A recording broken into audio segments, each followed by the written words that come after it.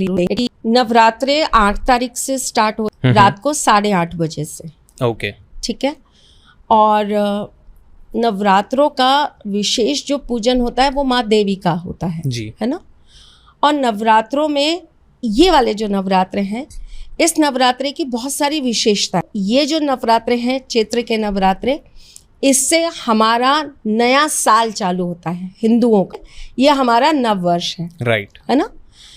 तो एक तो हम सबसे पहले ये साल कैसा जाएगा और इस साल में क्या क्या होगा, ये सब हम इस चीज़ से डिसाइड करते हैं कि नवरात्रे में माँ किस सवारी पर हमारे पास आ रही। इस बार माँ घोड़े पे सवार होकर आ रही। ये दर्शाता है कि थोड़ा सा तनाव पूर्वक ये वर्ष निकलेगा हमारे राज्य और राज्य के विशेष लोगों के लिए, राजा मंत्री इन लोगों के लिए। ओके, ये जो वर्ष हमारा चालू हो रहा है, इसका राजा जो है वो मंगल है और जो मंत्री है वो शनि है। इस वजह से बहुत सारी प्राकृतिक आपदाएं भी आ सकती हैं।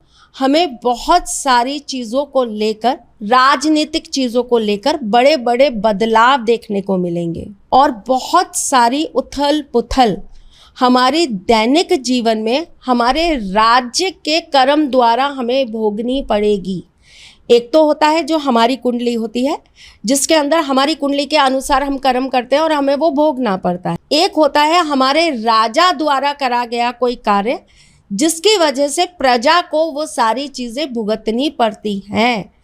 तो इस साल जो स्थितियाँ परिस्थितियाँ बन रही हैं, उसमें हमारे राजा या राज्य कह लीजिए या गवर्नमेंट कह लीजिए आप, उसके द्वारा बहुत सारी उथल पुथल एक नॉर्मल इंसान, एक नॉर्मल लेमैन की लाइफ को भी इफ़ेक्ट करने वाली बनेगी। और ये जो नवरात्रे हैं, इन नवरात्रों में माँ का पूजन हम जितनी विशेषता के साथ करते हैं, इन नवरात्रों के अंत में जैसे कि नवमी वाले दिन राम नवमी मनाई जाएगी जी, ठीक है। और इसीलिए ये जो नवरात्रे हैं, इन नवरात्रों में विशेष रूप से लोग अपने घर में रामायण का पाठ करते हैं, सुंदरकांड का पाठ करते हैं। लोग अपने यहाँ रामायण की चौपाइयाँ ज़रूर विशेषतः पढ़ते हैं अपने जीवन की अलग अलग समस्याओं के निदान के लिए, राइट। तो ये जो नवरात्रे हैं, ये बहुत विशेष नवरात्रे होते हैं और इसमें पूजा पाठ बहुत विशेष रूप से किया जाता है। और केवल माँ का नहीं, इस नवरात्रे के अंदर राम जी का भी उतना ही पूजन किया जाता है, भोलेनाथ का भी उतना ही पूजन किया जाता है और हनुमान जी का भी विशेष पूजन किया जाता है। वाओ, माँ की शक्ति अपरंपार है, राइट। शिव भी शक्ति बिना अधूरे हैं। और अगर हम बात करें हनुमान जी की, तो वो भी कहीं ना कहीं माँ की शक्ति को अपने साथ जोड़ते हैं। अष्ट सिद्धि 9 निधि के दाता, राइट, अष्ट सिद्धियां हैं उनके पास, 9 निधियां हैं उनके पास। हाँ, तो उनकी भी शक्तियां जो है वो कहीं ना कहीं माँ के आशीर्वाद से ही उनको प्राप्त हो रही है। हर एक को जो भी शक्तियां है ना, वो मिल तो माँ जगत जननी से ही रही है। स्वयं हमारे ठाकुर जी भी माँ की शक्तियों के ही अधीन है। जब रावण और राम, जब उनका युद्ध हुआ था, तब भी नवरात्रे चल रहे थे। आपको पता है ना, विजयदशमी आती है जिस दिन रावण का अंत हुआ था, तो तब भी नवरात्रे चल रहे थे और रावण ने विशेष रूप से माँ का पूजन किया था कि मैं किसी तरीके से ये युद्ध जीतूं, है ना। पर उनको ये नहीं पता था कि वो जिनका पूजन कर रहे हैं, उनका विशेष पूजन स्वयं श्री राम भी कर रहे हैं। वाओ, ठीक है। दूसरी बात यह कि भोलेनाथ का पूजन क्यों, तो मैं आपको एक चीज़ बता देती हूँ। माँ के किसी भी रूप का पूजन बगैर भोलेनाथ के पूजन के पूर्ण नहीं होता। भोलेनाथ का पूजन माँ के पूजन के बिना पूर्ण नहीं होता।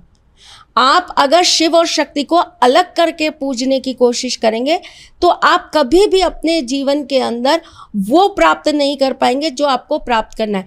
टेम्परेरी चीज़ों को मैं प्राप्त करना वाली मनोकामनाएं नहीं मानती हूँ।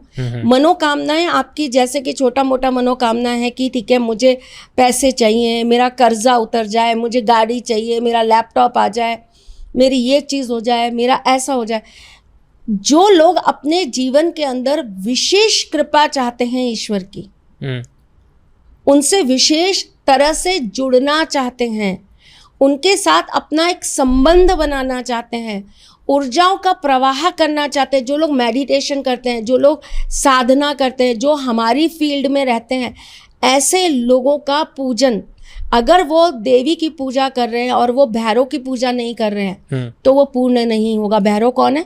शिव जी का ही एक रूप है, ठीक है। इसी प्रकार से अगर आप देवी के सात्विक रूप का पूजन कर रहे हो और साथ में अगर आप भोलेनाथ का पूजन नहीं कर रहे हो तो वो पूजन आपका पूर्ण नहीं माना जाता।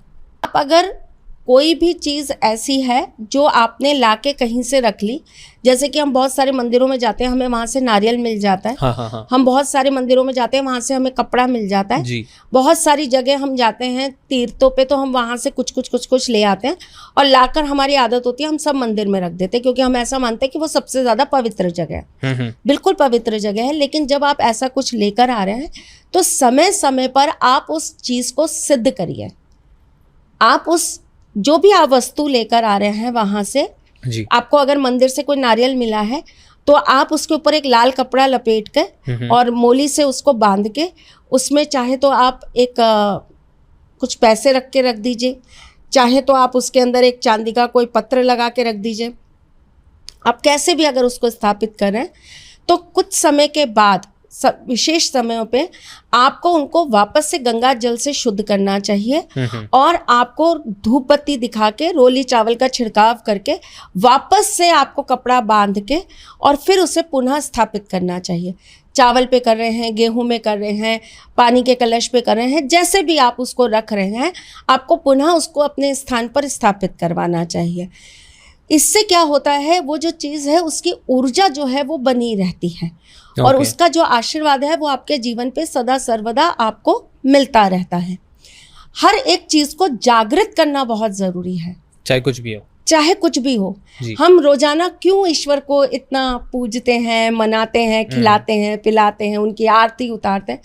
क्योंकि देखिए हर एक चीज़ अगर आप उसे अपना ध्यान, प्रेम, अपना एक साथ नहीं देंगे, आप अपने होने का एहसास नहीं देंगे, तो वो चीज़ जो है वो बहुत जल्दी आपसे अपना मन हटा लेगी। यानी कि मन मतलब ये मन नहीं जो दिल होता है, ये मन एक्चुअली कुछ और है, उसको हमने दिल की रूप दे दिया है। मन का मतलब है कि उसका आपसे जो जुड़ाव है, आपके साथ जो उसकी एक वाइब्रेशन जुड़ रही है वो हट जाएगी और उसकी ऊर्जा जो आपको बहुत कुछ दे सकती है वो आपको देना बंद कर देगी।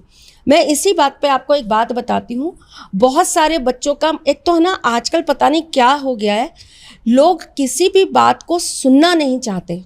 उनके अंदर तर्क वितर्क कुतर्क बहुत हैं। उनको ऐसा लगता है नहीं ऐसा नहीं है। और सबसे बड़ी बात, ये उनकी भी शायद गलती नहीं है, इतने सारे अलग अलग तरह से लोग बताने वाले हैं।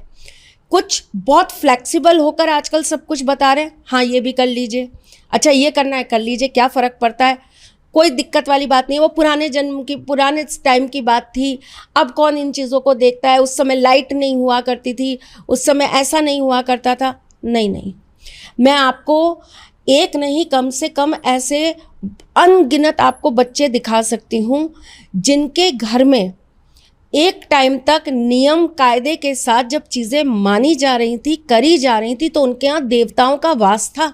उनके घर में सब कुछ बहुत प्रोटेक्ट चल रहा था, उनके घर में बढ़िया समृद्धि थी, वंश आगे बढ़ रहे थे, आपस में सबका बहुत प्रेम था, ग्रह कलेश बिल्कुल नहीं था। अचानक से आने वाली पीढ़ियों ने या आने वाले लोगों ने, अनजाने कह लीजिए, उनको कोई बताने वाला नहीं था, इसलिए उन्होंने अज्ञानता पूर्वक अपनी ऐसी चीज़ें कर डाली, जैसे कि पीरियड में कितने दिन बाद ईश्वर को हाथ लगाना चाहिए ये पता नहीं है, तीसरा दिन सिर धोया और जाके हाथ लगा लिया। ये भी गलत है, बिल्कुल गलत है। आप अब इसमें भी ना लोगों का बड़ा कुतर्क आता है जी, कि ऐसा थोड़ा होता है, ये भी तो नेचुरल चीज़ है, ये भी तो नेचुरली बनी है, ये भी तो भगवान की बनाई हुई चीज़ है। तो फिर तो भाई मैं बहुत बहुत स्पष्ट भाषा में आपको कहूँ तो पॉटी भी भगवान ने बनाई है, सूसू भी भगवान ने बनाया है। पॉटी करके भगवान को हाथ लगा लोगे, सूसू करके भगवान को हाथ लगा लोगे, और कौन सा धर्म आपको इस चीज़ को करने की इजाज़त दे रहा है? कोई नहीं। वो भी तो नेचुरल चीज़ है, वो भी बिल्कुल नेचुरल है। और अगर आप वो नहीं करते हो तो आपका 10 घंटे जीवन चला पाना बड़ा मुश्किल हो जाएगा। अगर आपने अपना यूरिन रोक लिया या आपने अपना मोशन रोक लिया तो आप अपनी बॉडी को ही नहीं संभाल पाओगे। पॉसिबल ही नहीं है कि आपकी बॉडी संभल जाए आपसे। तो वो एक प्राकृतिक चीज है और उसका होना भी बहुत जरूरी है। आपकी बॉडी को सुचारू रूप से चलाने के लिए एक बहुत विशेष क्रिया है, पवित्र है, और जो चीज अपवित्र है उसके बीच में आपको भेद करना आना चाहिए। आपको उस चीज में अड़ना नहीं चाहिए। अंदर देखिए, मेरा ऐसा मानना है कि अगर किसी चीज को करने से हमें ईश्वर और सरलता से और जल्दी प्राप्त हो जाते हैं तो उसके अंदर हम क्यों अपने तर्क वितर्क लगा रहे हैं? क्योंकि ज्यादा आई प्रॉमिस, मैं इसी चीज पर आपको पूरा वीडियो बना कर दूंगी। डन। और पूरा आपको लॉजिकली वीडियो बना कर दूंगी, मतलब पूरा आपके साथ पॉडकास्ट बनाऊंगी जिसके अंदर मैं आपको बताऊंगी कि क्यों मना करते हैं हम लोगों के हिसाब से, हम सनातनियों के हिसाब से कि नहीं करना चाहिए। उस समय ऐसी कौन सी लेडीज के अंदर शक्तियां जागृत हो जाती हैं कि जिससे चीजें सच में डिसबैलेंस हो सकती हैं। कि जब माँ कामाख्या रजस्वला से होती हैं, 4 दिन रजस्वला उनका होता है और वो वहाँ पर मेला लगता है उस समय पर, और उस समय मंदिर के पट बंद कर दिए जाते हैं। बाहर आप बैठकर पूजन पाठ सब कुछ कर सकते हैं, लेकिन मंदिर के जो पट होते हैं वो बंद कर दिए जाते हैं। तो कुछ नियम साधे हैं ना, राइट। समय बदलने के साथ वो नियम तो नहीं बदल दिए गए। और जहां जहां मंदिरों में थोड़े बहुत चेंज करने की कोशिश की गई है, मैं पूरा का पूरा इसके ऊपर भी आपको एक पॉडकास्ट बना के दे सकती हूँ कि इन मंदिरों में इस समय पर परिवर्तन करने की कोशिश की गई थी तो उसका भुगतान इस तरीके से करना पड़ा था। और अगर आप इन चीजों को सत्य में जाकर, ये अंधविश्वास नहीं है। देखिए, अंधविश्वास वो होता है जो आप किसी भी चीज को लेकर पूरा टाइम उसी चीज के लिए घूमते रहें। जैसे कि मैं लोगों को कहती हूँ कि एस्ट्रोलॉजी को लेकर अंधविश्वास मत रखो। हर चीज में, पानी भी पीना है तो भी हम ये सोचे अरे यार इससे तो हमारा ये ग्रह खराब हो जाएगा, पानी अभी नहीं पीना चाहिए, ये समय ठीक नहीं है, अभी पानी नहीं पीना चाहिए। तो ये अंधविश्वास है कि आप किसी चीज, मतलब इतना डिपेंडेंट हो गए हो किसी चीज के ऊपर कि अब आप उसको लेके पॉजिटिव कुछ सोच ही नहीं पा रहे, आप नेगेटिव सोचे चले जा रहे हो। लेकिन जो हमारे पूर्वजों द्वारा या जो हमारे सनातन धर्म द्वारा या जो हमारे ऋषि मुनियों द्वारा कुछ नियम कायदे बना दिए गए हैं, कुछ ऐसी चीजें बना दी गई हैं जिनको हमें निभाकर हमारे अंदर ऊर्जा का प्रवाह हो सकता है, हमें पॉजिटिविटी मिल सकती है, हम अपने लिए, अपनी आने वाली पीढ़ियों के लिए सुचारू रूप से पॉजिटिव एनर्जी प्राप्त कर सकते हैं या उत्पन्न कर सकते हैं। एक स्त्री अगर इन चीज़ों को मानती है तो उसके अंदर एक जीवन की उत्पत्ति होती है, एक जीवन बनता है उसके अंदर। तो आपके अंदर, आप खुद देखिए ना कितना बदलाव आता चला जा रहा है लोगों की सोच में। जनरेशन आउट ऑफ जनरेशन्स कितनी बदलती चली जा रही हैं, है ना। शायद हमारे माँ बाप ने कभी इन चीजों को लेकर तर्क वितर्क कुतर्क नहीं किए, तो शायद हमारे अंदर आज भी जीवन में परेशानियां आने पर लड़ने की हिम्मत है। क्यों? क्योंकि हमें कहीं ना कहीं ये विश्वास है कि हमने अपने जीवन में ये चीजें करी हैं, हमारे माँ बाप ने ये चीजें करी हैं, तो हमें ईश्वर साथ जरूर देंगे। आपकी मेरी बात चल रही थी, मैंने आपको ये चीज बोली भी थी कि लोग जरा सी चीजों पे हार जाते हैं। वरुण, मैं अपनी जिंदगी में 1000 मौतें तो मर चुकी हूँ, इतना संघर्ष किया है मैंने। एक कृष्ण भक्त हूँ, बिना संघर्ष के तो आज यहाँ पर बैठी ही नहीं हो सकती।